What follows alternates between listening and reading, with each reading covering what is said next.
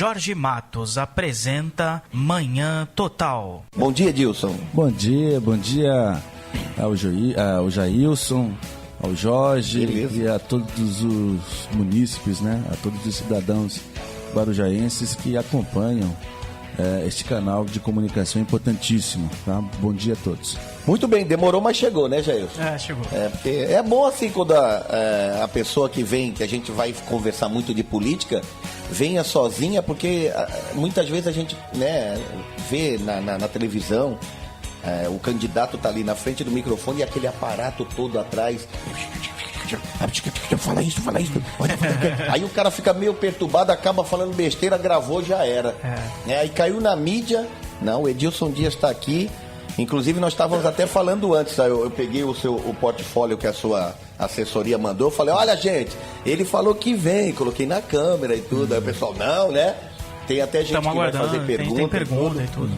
A atual situação política faz com que você, que é como diz o portfólio e as pessoas comentam, atividade, participação, de novo, mais um mandato, vai tentar mais um mandato? Exatamente, porque eu considero, né, que o mandato atual é o primeiro, que na verdade quando eu assumi o mandato na Câmara Municipal foi em decorrência daquele lamentável episódio que envolveu o nosso vereador e que seria o nosso candidato a prefeito em 2012. E eu tenho certeza que hoje nós teríamos o Romazini sentado na cadeira de prefeito na cidade. E talvez a nossa história poderia ter sido outra, mas infelizmente ocorreu aquele fato lamentável. Eu acabei me tornando vereador em 2011 e 2012, né? Mas na verdade eu me elegi pela primeira vez na eleição de 2012 e assumi em 2013. Então nós fizemos uma avaliação do momento político, como você mesmo disse, e chegamos à conclusão que é melhor nós tentarmos obter mais um mandato, que eu acredito que esse mandato atual foi importantíssimo na Câmara Municipal, até porque eu adotei uma postura de ser oposição desde o início, às vezes sozinho, isolado, mas a gente não deixou de travar diversas lutas em pró da cidade, em pró da comunidade. Então a gente chegou a essa conclusão que nós vamos concorrer e tentar obter mais um mandato de vereador. Então não adianta boato rolar pela cidade, não existe a possibilidade de Edilson Dias pré-candidato a prefeito?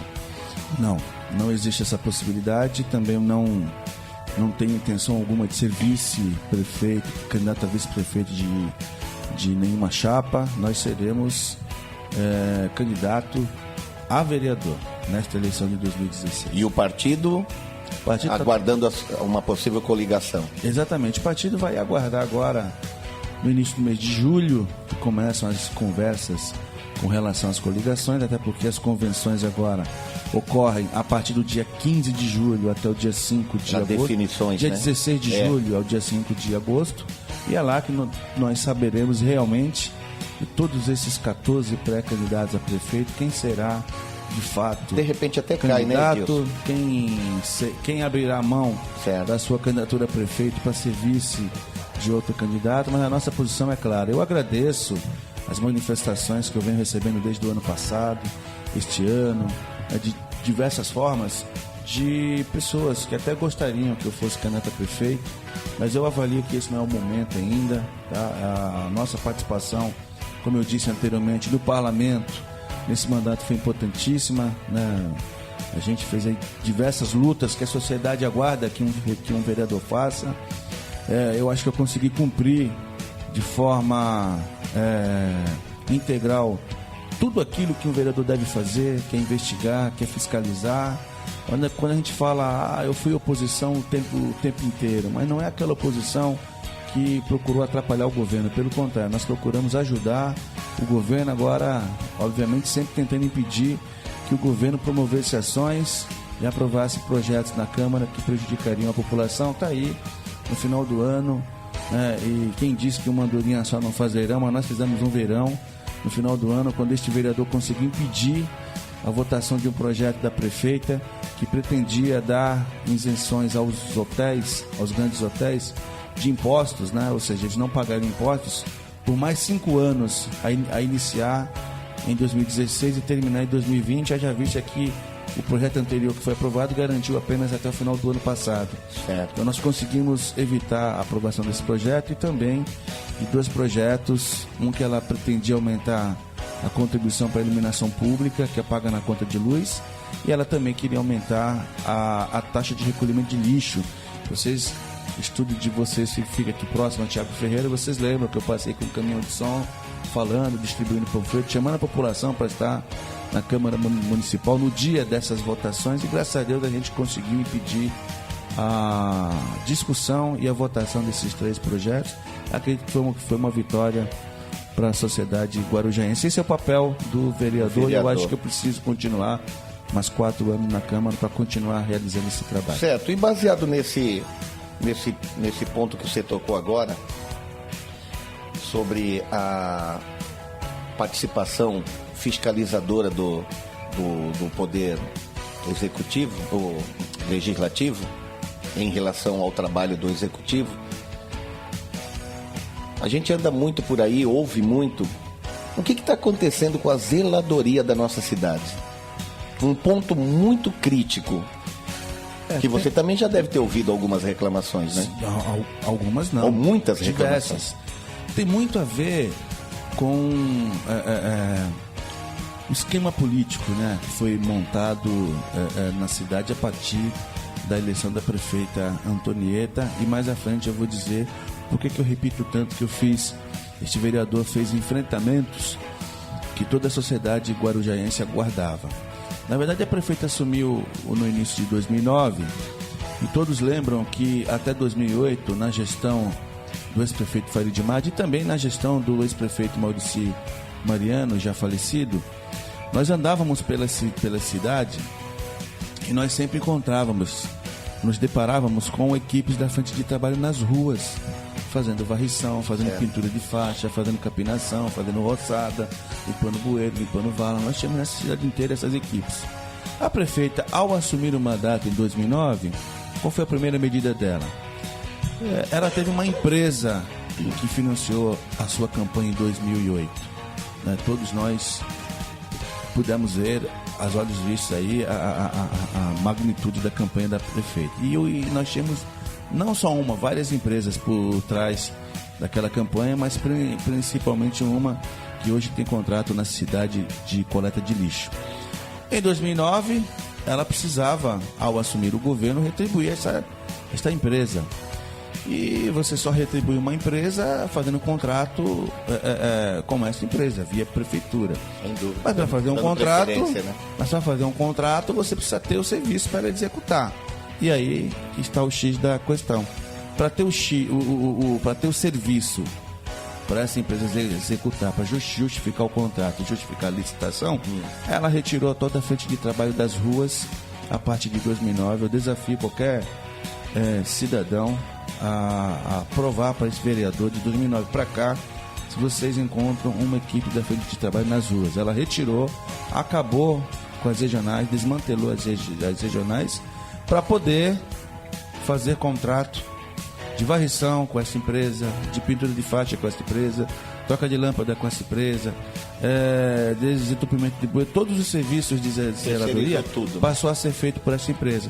Na minha opinião, essa, dentre outras ações errôneas, foi que levaram a cidade à situação que ela se encontra. Se vocês pegarem o Diário Oficial desse ano, no dia 17 de janeiro, está lá um contrato com esta empresa para fazer todos esses serviços por 20 milhões, 19 milhões e 700 mil reais, 20 milhões. E quanto custa?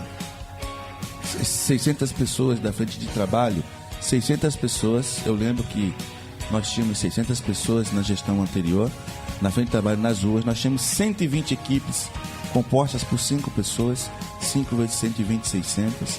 E essas 600 pessoas da frente de trabalho custam 600 mil mês, 7 milhões e 200 por ano. Com 7 milhões e 200 você manteria 600 pessoas de segunda a sexta o ano inteiro, limpando, roçando, capinando, pintando, e ela abdicou de gastar 7 milhões e 200 para gastar 20 milhões com essa empresa. A matemática é meio absurda, né? 13 milhões a mais. Esse é um dos exemplos que eu digo de desperdício de dinheiro público, né, de direcionamento dos recursos municipais para atender interesses privados, né, para honrar compromissos feitos durante uma campanha eleitoral. É dois motivos. Aí a gente fala dos hotéis, que ela mandou um projeto no final de 2010 e aprovou a isenção, a prorrogação da isenção por mais 5 anos, de 2011 a 2015, como eu acabei de falar. Em 2010, pouca gente sabe, os hotéis só tinham isenção de ISS-QN. Nesse projeto de 2010, foi a dona prefeita, Maria Antonieta de Brito, que inseriu também no leque de isenções o IPTU. Foi na gestão dela. Ela não só não acabou com a isenção, como ela ampliou a isenção. E os hotéis não pagaram IPTU, não pagaram ISS-QN de 2011 a 2015. Aí no final de 2015 ela tentou de novo prorrogar por mais 5 anos. Foi quando o vereador Edilson Dias utilizou um dispositivo regimental e nós conseguimos impedir a votação desse projeto. E pelo menos esse ano os hotéis estão pagando impostos. Então, eu não sei se eu respondi a sua pergunta. Não, respondeu, porque se não entra dinheiro, não tem que ter, não tem como a cidade zelar inteira. pela cidade. E aí você contrata caro, a empresa 20 milhões, você deixa de gastar 7 milhões com a frente de trabalho, para gastar 20 milhões com a Terracom, vamos dizer, um serviço que é totalmente ineficiente. Um serviço ineficiente, de péssima qualidade. Aliás, né, a Guarujá não é respeitada. As empresas são contratadas a peso de ouro, muitas vezes com preços superfaturados, e entregam uma porcaria. Mas isso só acontece porque quem comanda a cidade, no caso o Poder Executivo, não é isso? Não se dá o respeito, então. Porque a gente vê por aí pessoas capacitadas na nossa cidade para segurar a bronca segurar a bronca como um secretário ativo, justo, por exemplo, na Secretaria de Saúde, na Secretaria de Transporte, qualquer uma. Quer dizer que na nossa cidade, esses últimos 15 anos, nós não tínhamos ninguém capaz de assumir uma secretaria séria para fazer um trabalho sério. Na verdade, por que importar? Que é o que tem acontecido. Na verdade, Jorge, eu acho o seguinte, eu não sou contra empresas, né? A prefeitura, qualquer poder público, precisa ter as empresas, mas desde que essas empresas participem das licitações de forma correta, sem dúvida, sem direcionamento, sem cláusulas embutidas no edital para garantir a vitória da empresa A, B ou C, né? Que pratique o preço justo e que realize os serviços da forma que consta no contrato e que entregue também os produtos, né, da mesma forma. Ocorre que talvez o compromisso de alguns agentes políticos da cidade com essas empresas é tão grande que inclusive impede com que esses políticos, ao assumirem o comando do executivo, possa sequer fazer uma fiscalização rígida na entrega dos produtos ou na execução dos serviços. Haja vista, é só você perceber a qualidade do asfalto que é feito em Santos e a porcaria do asfalto que é entregue no Guarujá pela mesma empresa. Olha, tem que ter fiscalização. Não sei se vocês se recordam do caso da merenda. Sim.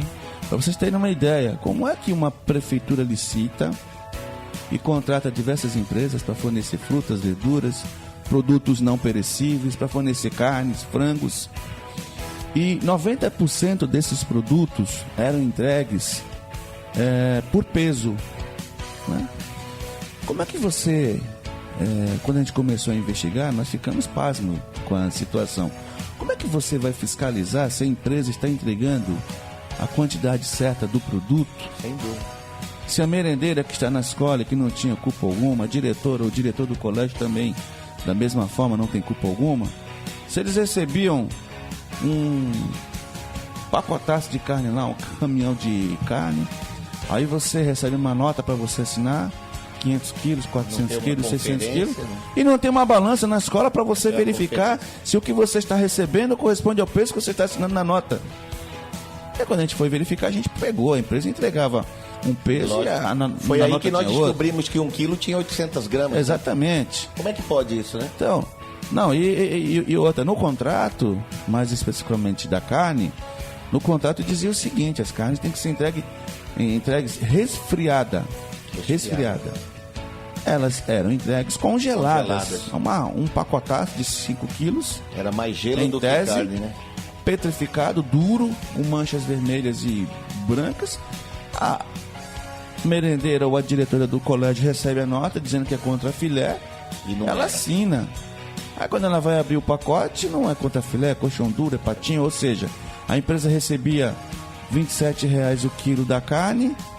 Certo. E colocava na nota fiscal que era contra filé e entregava a carne de R$15. É o gato com peso errado, né? Com peso errado ainda. Gato por lebre, né? Então é mais ou menos isso. Me parece que as empresas estão leves e soltas para fazer o que quiserem no Guarujá. E com isso, só para vocês terem uma ideia, dos 30 milhões, dos 29 milhões, na verdade, que eram gastos e que são gastos com a merenda do município, a metade era desvio. Obviamente, muitos se perguntam, mas e que fim deu?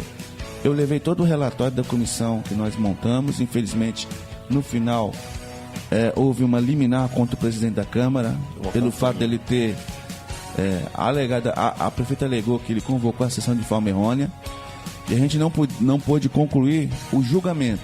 Todo o trabalho que a comissão fez, enquanto eu era presidente, o vereador Edilson Dias, o Tribunal de Justiça atestou que está tudo certo, está tudo legal. Lembra que a prefeita falava, ele não respeitou meu direito de defesa, ele não ouviu uma testemunha, eu vou entrar na justiça. O tribunal falou que todos os atos praticados pelo presidente estão dentro da lei e legalizou tudo. A gente está brigando agora para ter simplesmente o julgamento. Mas eu peguei toda a documentação, enviei à Polícia Federal, a polícia abriu um inquérito e está investigando. Talvez aí mais adiante a gente tenha surpresas ainda. Foi bom você estar nesse ponto, Edilson, porque a gente recebe muito questionamento, inclusive. A merenda parou, a gente não sabe como tá, ficou por isso mesmo, e tudo, então realmente não tá por isso mesmo. Não. Na verdade, naquele momento a prefeita ingressou na justiça 2 vezes. Uma vez ela conseguiu uma liminar, ela ingressou contra o vereador Edilson Dias, que era o então presidente da comissão processante, alegando exatamente o que eu falei, cerceamento de defesa, enfim. O juiz local concedeu a liminar, suspendeu os nossos trabalhos. Eu entrei com recurso no Tribunal de Justiça em São Paulo. Eu levei 30 dias, mas eu consegui revogar a liminar. E no final do ano passado, o Tribunal de Justiça, por unanimidade, 21 desembargadores votaram, dizendo exatamente isso que eu disse para vocês agora há pouco, que todo o trabalho feito pelo presidente da comissão foi dentro da legalidade, foi constitucional. E aí quando foi em março desse ano, transitou em julgado, ou seja, a prefeita não tem nem mais como recorrer. Então ela perdeu, eles validaram todo o nosso trabalho. A segunda vez que ela entrou na justiça foi contra o presidente da Câmara, no final, quando ele convocou aquela sessão de julgamento. O juiz local também concedeu a liminar, o presidente da Câmara recorreu ao Tribunal de Justiça, mas até hoje não conseguiu cassar a liminar e o mérito não foi julgado. Então, nesse meio tempo, eu peguei toda a documentação, os 25 volumes de material, fiz uma cópia física, uma cópia digital desse material, todo ele digitalizado, e entreguei na mão da delegada federal e ela abriu o inquérito e está investigando. Então, o caso não parou, tá aguardando, né? Muito bem. Isso aí é coisa mais pra frente, né? Vai rolar muita água por baixo dessa ponte. Vereador, a gente é questionado muitas vezes porque rola muito dinheiro. A gente sabe que muito dinheiro vai pelo ralo.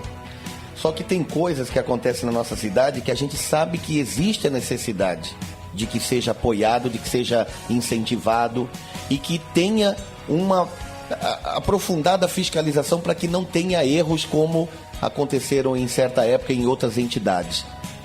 Houve uma limpa na cidade onde trocentas entidades só era na fachada. O que nós podemos falar sobre a APAI? Por que está acontecendo isso com a APAI atualmente? Eu acho que o que acontece, na minha opinião, eu acho que falta, Jorge, Jailson e todos os ouvintes, falta um acompanhamento por parte da Prefeitura em relação à operacionalização das finanças das entidades. O que acontece? A Prefeitura, nós temos hoje regras, né, para concessão de recursos Antigamente eram subvenções, agora são convênios. Inclusive as subvenções passavam pela Câmara no final do ano, para a Câmara votar, não passa mais, que é feito convênio diretamente entre a Prefeitura e a entidade, isso é legal. Mas o que acontece? A Prefeitura faz o convênio, estipula as regras, exige toda a documentação da entidade e vai liberando os recursos mensalmente. Conforme a prestação de contas, né? Só que eu acho que o que falta é um acompanhamento, já que reduziu significativamente o número de entidades conveniadas com o poder público, eu acho que a Prefeitura deveria ter um corpo técnico, não precisa ser numeroso não, 5, 6 pessoas, para acompanhar desde o recebimento do recurso, desde aquele momento que o recurso entra na conta da entidade, para acompanhar a utilização, porque é muito complexo. Tem recurso da Prefeitura que você só pode usar para isso, isso e isso, não pode usar para outra coisa. Tem recurso do Estado, por exemplo, que você pode comprar cadeiras, mas não pode comprar mesa. Então cada recurso tem uma utilização. E normalmente as pessoas que se dispõem a doar uma boa parte do seu tempo e da sua vida para as causas sociais são pessoas humildes, são pessoas que não têm esse conhecimento técnico. As entidades não têm condições de ter uma estrutura com uma pessoa especialista em RH, com um contador só para aquela entidade, com um financeiro. As entidades têm um corpo que comanda ela, que toca o dia a dia, de pessoas humildes, pessoas devotadas em resolver. E às vezes não existe maldade. A pessoa pega o dinheiro e utiliza para a entidade, mas para uma outra coisa que ela não poderia utilizar, como aconteceu com as verbas do governo do Estado em relação à PAI. Então, se a Prefeitura, ou então um sistema informatizado em que você obrigue a entidade, desde o momento da liberação do recurso, esse recurso vai para o sistema, e aí quando ela tentar cadastrar uma nota e a descrição do produto ou do serviço que foi adquirido, o próprio sistema já impede ela, olha, não pode, esse tipo de coisa. Enfim, eu acho que precisa um acompanhamento técnico mais presente por parte da Prefeitura, que hoje só atua para apagar um incêndio, não atua para prever, para impedir que o incêndio aconteça. Talvez então ou seja, você dá o dinheiro, deixa a entidade cometer equívocos e muitas vezes não maldosos, não intencionais, aí deixa a entidade cometer equívoco, aí depois corta, aí fala assim, não, mas vocês têm que, pra gente começar a liberar, vocês têm que entregar a certidão negativa de débito. Ah, mas como é que vai entregar essa certidão? Se já cometeu o erro, tem uma dívida, aí a entidade não recebe da Prefeitura, não consegue pagar a dívida, não tem a certidão, não tem outros recursos, e aí... Então falta orientação. Falta orientação e acompanhamento presencial da Prefeitura para não deixar, para a gente blindar a entidade, para não deixar que esses problemas ocorram. 90% dos problemas que ocorrem nas entidades é falta de ação da própria Prefeitura, na minha opinião. Ô Jailson, a gente também tem acompanhado, porque eu conheço o Reginaldo, que é o que está à frente da CRPI, uma grande pessoa. Melhorou lá em relação a esse conhecimento de certidões, de prestação de contas, lá na CRPI, melhorou? O CRPI, obviamente, deve ter melhorado, né? Apesar que a norma também comandava, liderava o CRPI com muito profissionalismo, uma pessoa competente e uma pessoa que milita, né, de forma fervorosa na área social. E o Reginaldo é um cara capacitado, né? Então a gente sabe que... agora, o CRPI tem uma característica diferente, né? O CRPI, ele tem uma estrutura muito maior de profissionais, até porque é uma entidade que atende muitos serviços complexos e atende muitas famílias, né? Muitas crianças, adultos, jovens, enfim. Então, o CRPI é um caso à parte, ele tem uma outra estrutura. O CRPI talvez tenha condições de não cometer os equívocos que outras entidades menores acabam cometendo por conta do desconhecimento ou da falta de experiência na utilização dos recursos que são repassados pela Prefeitura. Podem ter ocorrido casos, não vou dizer da APAI, casos de entidade onde houve desvio de recursos de forma premeditada? Pode sim, mas a grande maioria dos casos que eu tenho visto e que eu tenho estudado é por desconhecimento das regras de utilização dos recursos. Você pega o recurso gasta com uma determinada finalidade e, na verdade, aquele recurso não pode ser usado para aquilo. E aí começam a se fazer exigências, né? A prefeitura começa a fazer exigências tais que a entidade não consegue suprir, e aí acontece o que aconteceu no caso da PAI. Sem dúvida. Nós temos 2 ouvintes. A Marisa, o assunto que ela coloca é sobre a Dilma. A gente não vai falar isso porque nós estamos também no aguardo das decisões lá em cima, né? Negócio de impeachment agora não cabe porque... Eu estou à vontade, tá? Lógico, não, mas só que é o seguinte, a gente dá o toque para Marisa, se a gente tiver um tempinho, você opta, né, opina, né, melhor dizendo, sobre esse assunto. Tá. E o Adalberto... O Adalberto, ele, na verdade, como você já citou no início, que já está até respondido, né? A pré-candidatura a prefeito está descartada, ele estava perguntando se você fosse eleito prefeito, qual é a sua primeira ação. Então, praticamente, a resposta ele já deu no começo, porque... Eu posso só dar uma resposta para o Adalberto? Acho que a pergunta dele é importantíssima. Isso. Mesmo eu não sendo candidato a prefeito, mas nós vamos apoiar uma candidatura a prefeito. Eu sonho, Adalberto, que a gente consiga libertar Guarujá. A gente consiga tirar Guarujá da mão do poder econômico que hoje se encontra e devolver a cidade à sua população, né? Hoje nós temos aí algumas empresas que comandam a prefeitura. O prefeito Antonieta é marionete, está lá para cumprir compromissos com essas empresas. Eu lembro quando o Joaquim, antes de falecer, o ex-secretário de ação governamental da prefeita Antonieta, ele disse que o poder econômico havia dominado a cidade de Guarujá. E a gente percebe isso como esse exemplo que eu dei anteriormente da zeladoria, né, do desmantelamento das regionais e a forma com que a Antonieta fez com a frente de trabalho, retirando todos os profissionais das ruas para favorecer uma determinada empresa. Então nós temos algumas empresas que sugam todos os recursos municipais. Sugam. Todas as decisões de governo, todas as ações de governo são no sentido de direcionar contratos, licitações para essas empresas. E aí a gente tem desperdício aqui, ali, e não sobra dinheiro para fazer zeladoria, comprar medicamento, contratar médicos, enfim, resolver, concluir as obras, enfim. E não adianta vir com esse discurso de crise. A crise pegou a gente desde o ano passado. Este governo já vem fazendo isso desde 2009. 2009, 2010, 2011, 2012, 2013, 2014. Então, resumidamente, eu sonho que a gente tenha um governante que resgate a cidade das mãos desse poder econômico e devolva a nossa cidade à sua população. Não sei se eu consegui responder, Adalberto. Eu acredito que sim, porque é o sonho de todo guarujaense, né? Os natos e os que foram adotados pela nossa cidade. Falar em adotados, nós temos, depois, se der tempo, para ele falar sobre cidadania, né?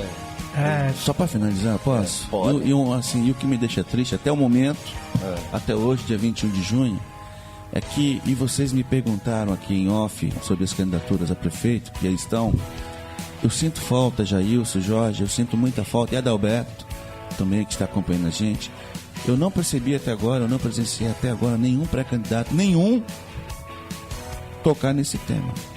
Parece que esse tema é intocável, eles não querem falar sobre esse poder econômico que suga todos os recursos da prefeitura, talvez por quererem manter portas abertas, né? Portas abertas para financiamentos eleitorais, que a gente sabe que não pode mais doação de empresas a candidatos, mas existe a forma oculta de doação, que eu acho que vai continuar.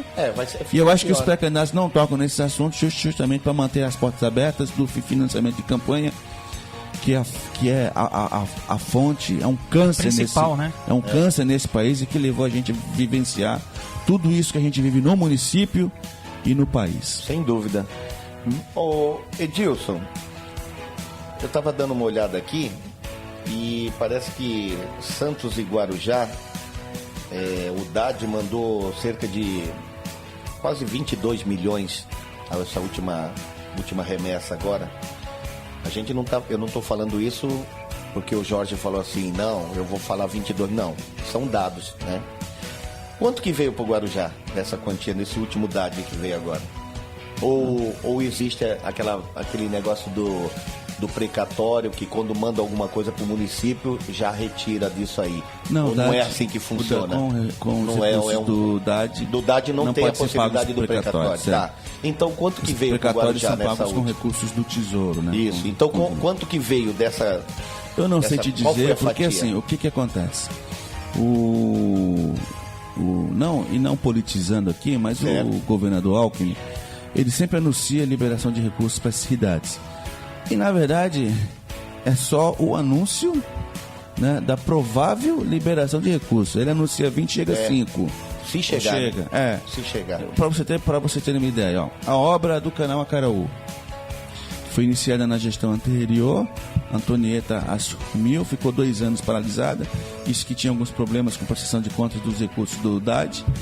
Nós já estamos aí há 7 anos e meio de governo da prefeita Antonieta e a obra do Acaraú não deu prosseguimento. É recurso DAD. E ao longo desses 7 anos e meio já foi anunciado diversas liberações de recursos pelo governo do estado, que, diga-se de passagem, esses recursos DAD não são verbas que o governador Geraldo Alckmin envia para as cidades, digamos assim, de forma voluntária. São verbas obrigatórias, ele tem que repassar aos municípios, mas muitas vezes o anúncio daquele montante acaba não se configurando na realidade, porque ele só anuncia, mas não manda os recursos. Às vezes manda menos que 25%, às vezes a metade, e às vezes não manda nada. Também tem muito a ver com a agilização dos processos da prefeitura, das licitações, né? Que aqui na cidade nós temos aqui inúmeras licitações que são barradas pelo Tribunal de Contas por conta daquilo que eu falei antes, por conta de constar no edital cláusulas que visam direcionar as licitações para beneficiar a empresa A, B ou C. O tribunal pega e manda suspender as licitações, aí as obras não acontecem e os produtos não são adquiridos. Muito bem. Agora o outro assunto tem muito a ver com a saúde do município. Por que tanta falta de especialista nas unidades básicas? Não só especialista nas unidades básicas. Não, eu tô indo no mais grave, né? Eu não vou nem falar da GASE, né? O mais grave da faixa. Não falando já do médico. É importante os especialistas nas unidades básicas, mas o mais importante ainda, isso, Jorge, é você ter os médicos que nós chamamos de médicos socorristas, né? Que são os médicos que realizam atendimentos nas unidades de pronto atendimento, ou seja, nas UPAs, né? Nós temos 6 UPAs na cidade: Perequê, Santa Cruz, Enseada, Rodoviária. Aí você vem para Vicente de Carvalho, nós temos da São João e do Jardim Boa Esperança, que inclusive está desativado. A gente está perdendo, né? Guarujá vem perdendo os seus profissionais já há bastante tempo. E no segundo semestre do ano passado e no primeiro semestre desse ano, isso se acelerou. Eles estão deixando de trabalhar na rede do Guarujá devido a diversos fatores. Precariedade da rede, né? Você não tem uma estrutura física que proporcione condições para que esse profissional possa realizar as suas atividades. Falta de insumos, né? É um absurdo. O médico, Jailson, ele tem que seguir um protocolo. Se você chegar numa UPA com febre, qual o primeiro protocolo? Mandar fazer um exame de sangue para verificar o grau de infecção que talvez exista no teu sangue, para que ele possa descobrir, iniciar a descoberta da causa da sua febre, enfim. Então tem uma série de protocolos. E quando o médico atende um paciente, ele tem que seguir um protocolo de receitar uma injeção de um medicamento X. E esse medicamento não existe na unidade de pronto atendimento. Como é que ele faz? Ele adota uma medida alternativa, e aí, se ocorrer algo mais grave futuramente com esse paciente, ele responde, porque fica tudo registrado no prontuário, né? Ou ele não atende, ou ele deixa de atender. Então, muitos médicos não estão querendo, e de forma correta, na minha opinião, colocar o seu CRM em risco. Se ele não consegue seguir o protocolo, ele não vai atender fora do protocolo. E o protocolo, você tem que ter a gase lá, você tem que ter a benzetacil, você tem que ter a amoxicilina, você tem que ter o tramal, você tem que ter todas as injeções, enfim, você tem que ter toda a estrutura para atender o paciente. Exames, O médico precisa fazer um exame de raio-x, não tem. Se você for numa unidade de pronto atendimento, um exame simples seria um raio-x, é uma loucura. Do pé está quebrado, um está quebrado e o outro não presta, né? Ou seja, os médicos, e aí o caso mais grave, o médico do Guarujá recebe o menor plantão da Baixada inteira. A prefeita criou um tal de GAP, que é uma gratificação por assiduidade, produtividade e pontualidade, que equivale a praticamente 50% que equivale a um outro valor do plantão. Por exemplo, o plantão é de 639. Durante a semana, esse GAP vale R$400. E aos finais de semana de feriados, R$600. Houve uma decisão do Tribunal de Justiça no dia 30 de março agora, que declarou essa GAP inconstitucional. E essa GAP só poderá ser paga até o final de julho. Ou seja, nós temos mais 2 pagamentos ainda. Final de junho e final de julho. Após julho, não pode mais pagar. E aí? Se os médicos já estão deixando a rede, porque ao invés de receber como um valor cheio do plantão, recebe metade como plantão e metade como GAP, eles não aprovaram isso, imagine agora com a perspectiva deles perderem o GAP. A gente vai ver uma debandada de médicos muito grande. Aí eu vejo a prefeita falar o seguinte: mas eu faço concurso público e os médicos não se inscrevem. Ora, cara pálida, se eu sou médico, aliás, qualquer pessoa que seja médico, se ele é uma profissão procuradíssima por todas as cidades, falta médico em tudo quanto é lugar, ao invés de ele fazer um concurso no Guarujá para ganhar R$639 e trabalhar nas condições que toda a comunidade, quem está me ouvindo sabe, condições precaríssimas, ele não vai fazer concurso no Guarujá, ele vai fazer em outras cidades, vai trabalhar em outras cidades. É o que está acontecendo.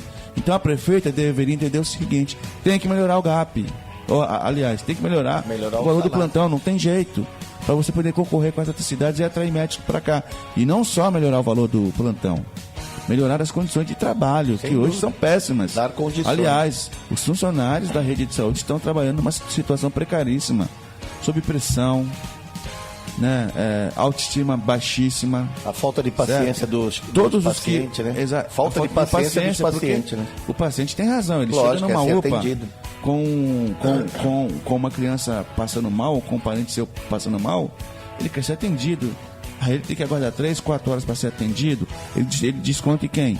No recepcionista, no guarda municipal, na enfermeira, na técnica de enfermagem. Então, hoje, a nossa sorte é que nós temos um grupo de profissionais que são heróicos. Eles estão lá e vão resistir para não abandonar a população. Mesmo aquela população que agride. Eles não abandonam. Agora, a cidade, o estado é de calamidade pública. Tanto que a CPI da saúde que eu abri na Câmara, ao término, nós estamos pedindo intervenção federal e mandamos um documento para a prefeita, assinado por todos os vereadores, para que ela declare calamidade pública. O que ela está esperando? Nós vivemos calamidade pública na cidade de Guarujá. As pessoas estão desassistidas. É isso. Olha, esse aí foi quase que um desabafo, né, do atual vereador Edilson Dias. O que o Edilson Dias recebe de denúncia e vê, a gente também vê. A gente vê a falta do básico na unidade de saúde, a gente vê que falta papel higiênico. Há um tempo atrás aí, a gente tem relato de um colega meu que ele passou mal e foi no plano da rodoviária e a moça deu o comprimido para ele tomar e ele ficou esperando a água. Cadê a água? Não tem água. A gente rompeu o contrato porque a prefeitura não está pagando para a empresa de água, então o contrato foi rompido. E o que parece... Não, o que parece é que nós temos um estoque de paracetamol, né? Porque todo mundo que vai lá, quando tu vê a pessoa saindo, fala assim: o que é? Paracetamol. É paracetamol. Às vezes é a falta do outro medicamento adequado na farmácia, né? Só para você entender a falta de sensibilidade desse governo. Gente, nós temos 3 farmácias do cidadão que tem que fornecer medicamentos gratuitos. Nós temos uma lista que se chama REMUME, Relação Municipal de Medicamentos, que inclusive existe um projeto de lei meu que foi aprovado e se tornou lei para que ela divulgue essa lista em todas as unidades, dê uma lista aos médicos para que, ao prescrever um medicamento, o médico pelo menos prescreva um medicamento que conste nessa lista para que o cidadão possa retirar na farmácia. E muitas vezes o médico prescreve um medicamento que não tem naquela lista. Aí o cara vai na farmácia popular, vai na farmácia do cidadão da prefeitura, não tem, ele é obrigado a voltar na unidade para trocar a receita, para sair de lá com uma receita de um medicamento que conste na unidade. Eu poderia ficar aqui a manhã inteira, a tarde inteira explicando essas questões, mas assim, a falta, eu vou citar um exemplo da falta de sensibilidade. Nós temos 3 farmácias do cidadão na cidade, uma na Vila Júlia, uma no Jardim dos Pássaros e uma aqui na Santos Dumont. Para vocês terem uma ideia, vamos supor, recentemente nós tivemos, que seja feriado numa quinta-feira e que na sexta-feira seja ponto facultativo. A farmácia não abre quinta, não abre sexta, não abre sábado, não abre domingo. Aí você, uma família humilde, uma mãe, um pai humilde, que você quer, às vezes tem condições de pegar um ônibus para ir até a UPA, mas vai até a UPA e sai de lá com uma receita porque o seu filho ou a sua filha está com começo de pneumonia e sai com uma receita de amoxicilina. Ele vai sair naquela quarta-feira à noite, ele não tem o dinheiro para comprar. E ele vai pegar esse medicamento onde? Aí só segunda, né? Aí ele tem que aguardar quinta, sexta, sábado, domingo e pegar o medicamento na segunda de manhã para começar. Nesses 4 dias, o que era começo de pneumonia já se tornou pneumonia. E é arriscado nos 4 dias a pessoa voltar pro hospital, exatamente, né? Pro centro lá. Exatamente. Estou né? citando um caso. E aí eu fiz uma indicação para que ela promovesse a abertura de uma unidade. Se ela falar assim, ó, a unidade que vai abrir durante o dia, pelo menos 4 horas, não precisa ser 8 horas, porque se a população foi informada que nos feriados e aos finais de semana, a unidade da Santos Dumont, um exemplo, vai ficar aberta das 8 ao meio-dia, esse pai, quando ele saiu na quarta-feira à noite com a receita, ele sabe que no dia seguinte, às 8 da manhã, ele pode vir aqui e retirar o medicamento. Sem dúvida. Às vezes vale a pena ele gastar hoje 5,40, né? Não, 6,40 de ônibus, do que ele gastar 40, 50, 60 reais comprando o medicamento. Sem dúvida. E aí ela não atendeu a indicação, que aliás, né, eu sou boicotado todo o tempo pela prefeita, né, talvez pela investigação da merenda. Ela, a partir daquele episódio, qualquer coisa minha não anda, qualquer projeto meu dificilmente eu consigo aprovar na Câmara, mas enfim, ela não atendeu. Eu fiz uma representação ao Ministério Público, o Ministério Público abriu um inquérito, né? Peguei um médico, fiz um relatório de todos os casos que não podem aguardar 2, 3 dias para pegar o medicamento. Urgência, mandei para o Ministério Público e me parece que agora eles vão ter que promover a abertura de uma farmácia aos finais de semana e feriado. Mas é isso aí mesmo. Aliás, eu tá nem sei hora, porquê. Né? Eu nem sei porquê. Obviamente que nas UPAs pequenas não tem condições, mas a UPA da Enseada tem condições, a UPA da Rodoviária tem condições, a UPA da São João. Espaço e estrutura, né? Você é obrigado a ir numa UPA? Numa UPA? Não, eu sei porque eu vou dizer. Você é obrigado a ir numa UPA da Rodoviária, sai com a receita, aí você tem que se dirigir à Vila Júlia ou Jardim do Espaço, ou seja, por que não se instala uma farmácia do cidadão dentro da unidade? Dentro da unidade. Sabe por quê? Para conter a demanda. E quando você instala uma farmácia dentro da unidade, a saída, a dispensação, como eles chamam, de medicamentos, o uso de medicamentos vai aumentar. E com isso, vai necessitar de mais recursos.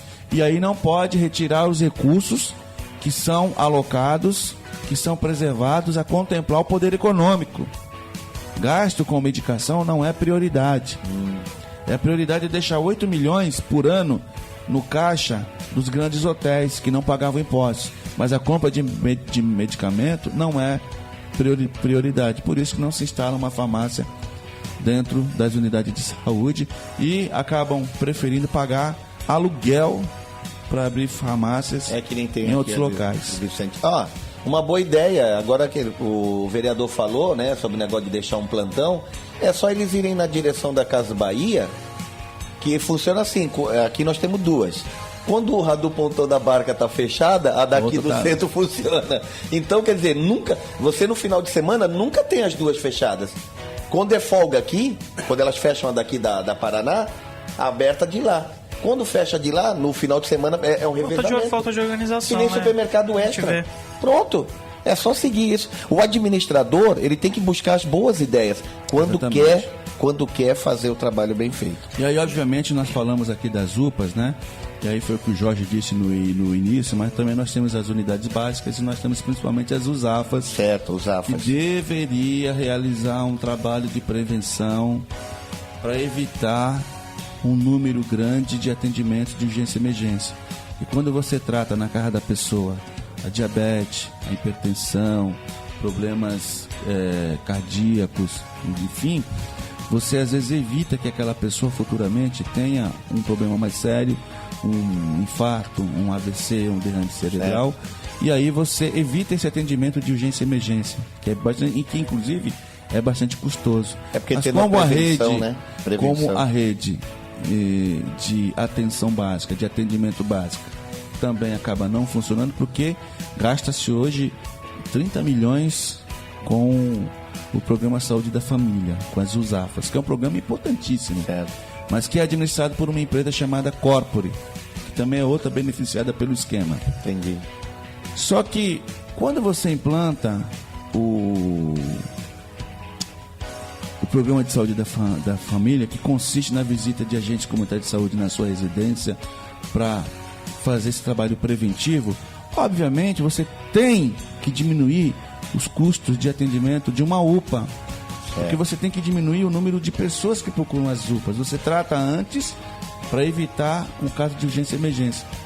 A Corpore está aí há 4 anos, e aí você pega o número de atendimentos na unidade de urgência e emergência, só vem aumentando, nunca diminuiu. Então, ou seja, você está gastando 30 milhões por ano de forma desnecessária. Não está surtindo resultado. Está pagando X e estão fazendo Y. Se você atende, né?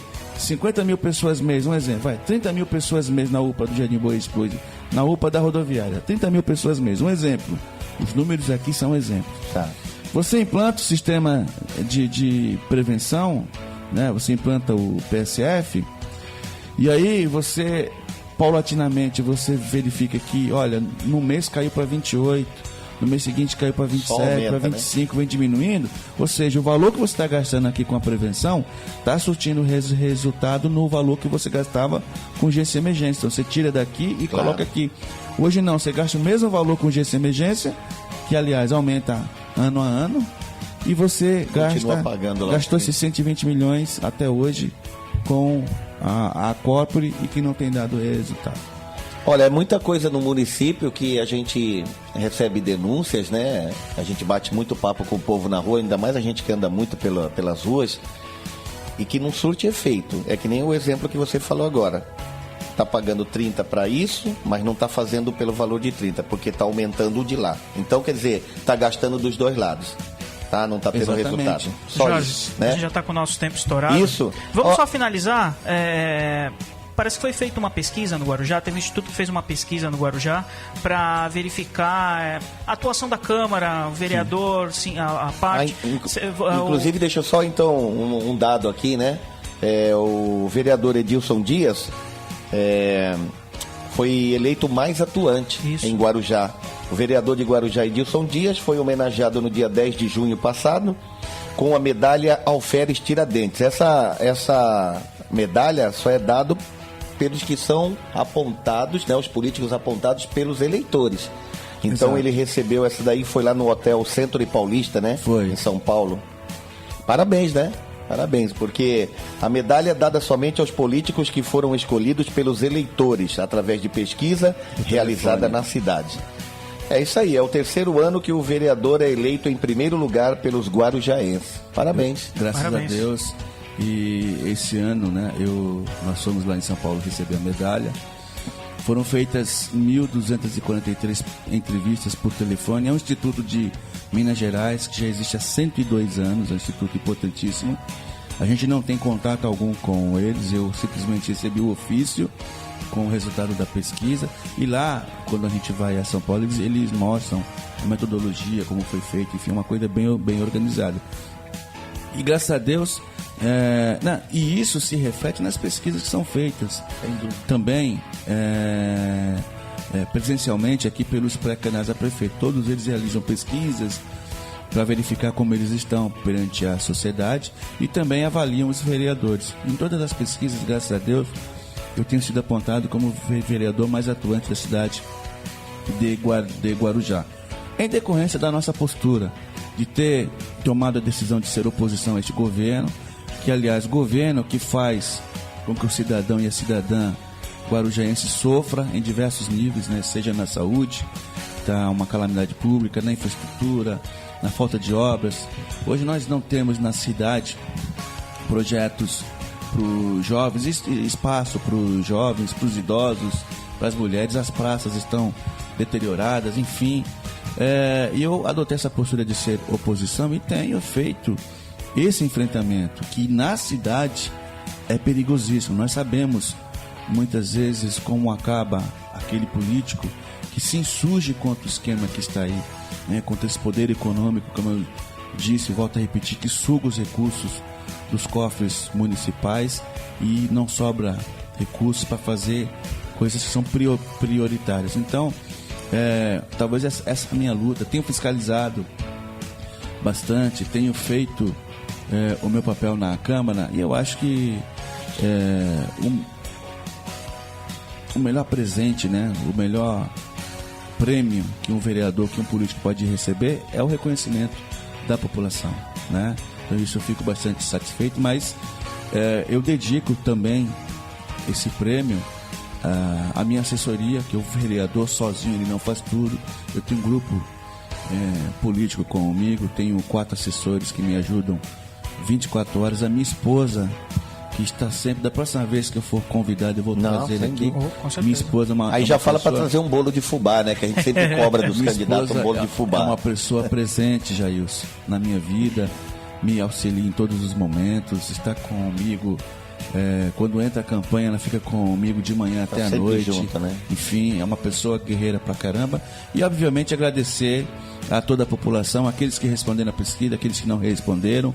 Agradecer a todos vocês. Esse prêmio não é só do vereador Edilson Dias, é de todos nós. Muito bem. Aí, antes de você explicar sobre esse prêmio, o Jailson tinha colocado a atuação da Câmara, na sua visão, rapidamente. De um modo geral. De um modo geral. De um modo geral, não. Fora o Edilson Dias. Não esquece. Não, de um modo Fala geral, de modo geral. Eu quando a população rejeita a Câmara Municipal, quando a população desce a lenha na Câmara Municipal, eu digo, você tem razão, que essa Câmara é uma porcaria de Câmara, que a cidade não deveria estar do jeito que está se tivesse uma Câmara altiva. Se os vereadores utilizassem do poder de voto que eles têm, do seu poder político, para fazer com que a prefeita não errasse tanto e não deixasse a cidade da forma que está. E eu sempre digo o seguinte, e eu não tenho receio.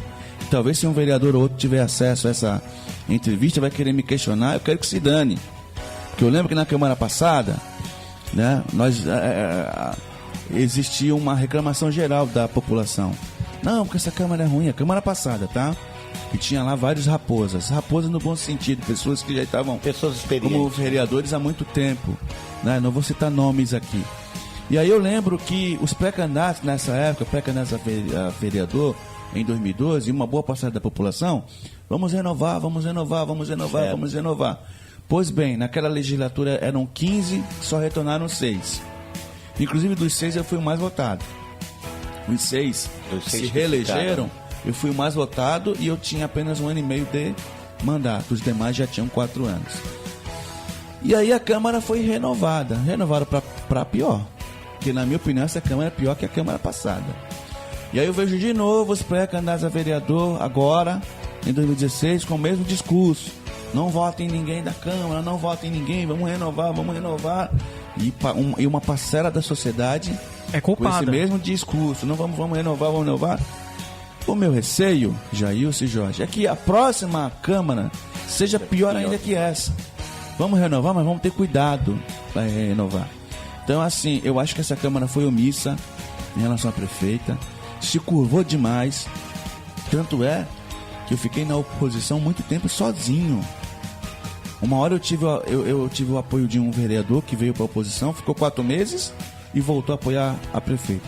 Depois veio outro, ficou comigo na oposição, quer dizer, nós temos 2 votos, ficou 6 meses e voltou a apoiar a prefeita. E agora nós temos um outro vereador, que é pré-candidato a prefeito, o qual eu respeito muito ele, veio para a oposição no final do ano passado e está até agora, eu acho que vai ficar até o final do...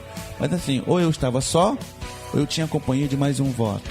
Então a gente tenta, aquela questão da andorinha, eu tento fazer um verão, às vezes consigo, às vezes não consigo. Mas a avaliação que eu tenho da Câmara, foi uma Câmara que se curvou a prefeita e merece toda a rejeição da população, de vocês, jornalistas, tá? Porque foi essa omissão fez com que a Câmara se tornasse cúmplice desse governo desastroso que é o governo da prefeita Maria Antonieta de Brito. Muito bem, então chegamos ao final dessa entrevista, muito boa.